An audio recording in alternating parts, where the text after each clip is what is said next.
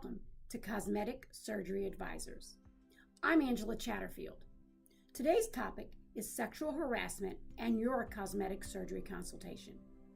Now, I don't want you to get alarmed and believe that there's some rampant problem going on with sexual harassment and cosmetic surgery. What I wanted to do is use this time to highlight what's been in the news a lot, which is sexual harassment, and how it affects our industry.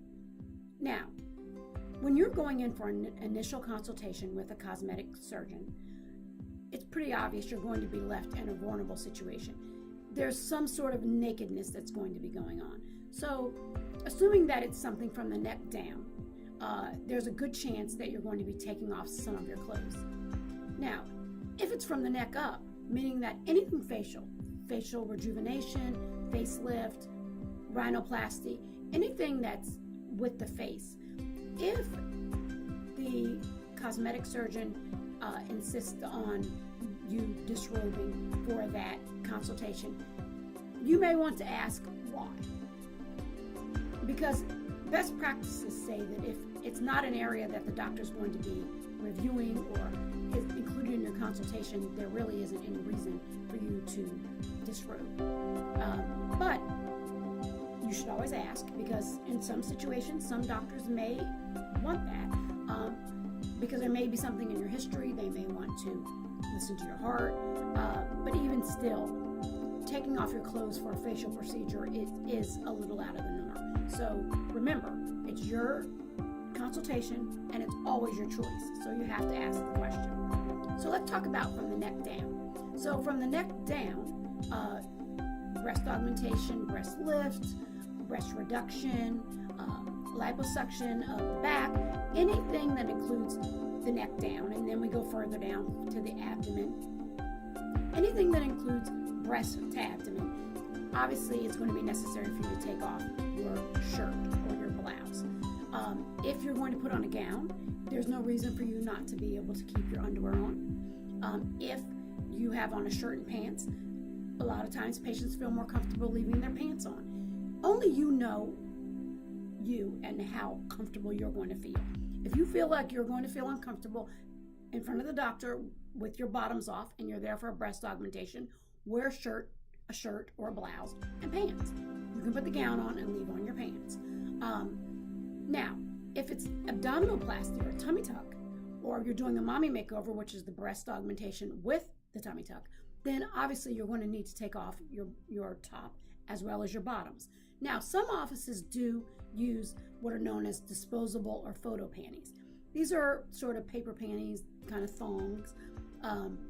But what's nice is you can throw them away and they allow a consistency in the photos. So I actually like them when doctors use them, but all doctors don't use them. So you want to be prepared when you go for your consultation to have on underwear that you feel comfortable in, that make you feel comfortable and pretty. However, they're not big underwear, because obviously if you have underwear that go up to your belly button, kind of grandma panties, those are going to be difficult in terms of being able to look at your body if the doctor is going to be consulting with you concerning liposuction, fat transfer to the buttocks, any of those procedures. He's going to need to see what you're looking at or what you're concerned about. So be prepared when it comes to what you're wearing. Okay, that's more the physical. Sexual harassment and what we've been hearing about in the media lately, and what most of us, let's just be honest, as women have known, this has gone on forever. It's like, us, it's sort of like, finding out when you're, 7 that there's no Santa Claus, and you've always known for a long time that there was no Santa Claus. That's kind of how most of, at least the women that I've spoken with, feel. It's something that we've known. It's been going on. However, as I said earlier, in our industry, I haven't found it to be a terrible problem. But as time goes on, I've been in this industry since 1993, and as more and more doctors throw their hat into the ring, if you will, there's less and less oversight over who's doing cosmetic or plastic surgery. So I feel it necessary to help women understand what's acceptable, what's best practices, and what isn't, so that they're not in a situation where they're in a consultation and they feel uncomfortable, but they're not really sure whether or not they should feel uncomfortable. So that's the reason for this video today. So if you are uncomfortable with questioning that's being led by your cosmetic surgeon, prospective cosmetic surgeon, or plastic surgeon, that's the opportunity for you to say, I'm uncomfortable with that question. May I ask why you're asking that question?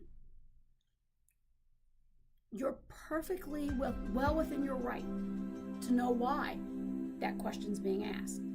If the doctor is asking questions that are outside of the realm of what you are asking him for, then you absolutely need to convey and communicate that you're uncomfortable with that question and understand what the purpose of the question is. It is not uncommon for doctors, though, to need to ask you about your lifestyle, to ask you about your desires, your concerns, because the goal is to determine your expectation. And you can't do that if you don't ask enough questions. So you also have to ask yourself, am I comfortable? Am I able to move on with a cosmetic surgeon and have a surgery where I'm going to be exposed naked? Will I feel comfortable with that? Because if you're not past that portion of acceptance, it becomes really hard for any cosmetic surgeon to be able to meet your expectations and meet your needs. And it's also very easy for you to feel uncomfortable. I don't want to take it all the way to a sexual harassment, but to feel uncomfortable with something that could in fact be very ordinary. It's really important that you also understand that it's not okay to feel pressured. It's not okay to feel demeaned. It's not okay to feel disrespected. Just because you're with a cosmetic surgeon or you're seeking the advice of a plastic surgeon, it does not mean that you should leave the office feeling demeaned, feeling bad about yourself, feeling as if you've been reprimanded, feeling approached in a way that made you feel uncomfortable. These are all things that are not okay. Plastic surgery, cosmetic surgery is elective. You choose who you'd like to move forward with. That's what Cosmetic Surgery Advisors is all about. It's all about women finding their voice together so that they together can make the right decisions for themselves.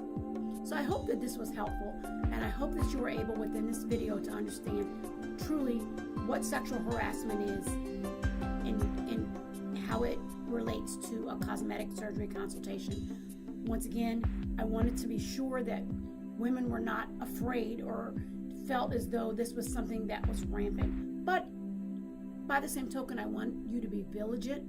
I want you to be aware. I want you to be on watch. And I want you to understand what you can expect when you go in for that consultation. Thank you very much for joining me today. This is Cosmetic Surgery Advisors, and I'm Angela Chatterfield. I look forward to seeing you next time. Have a great day and be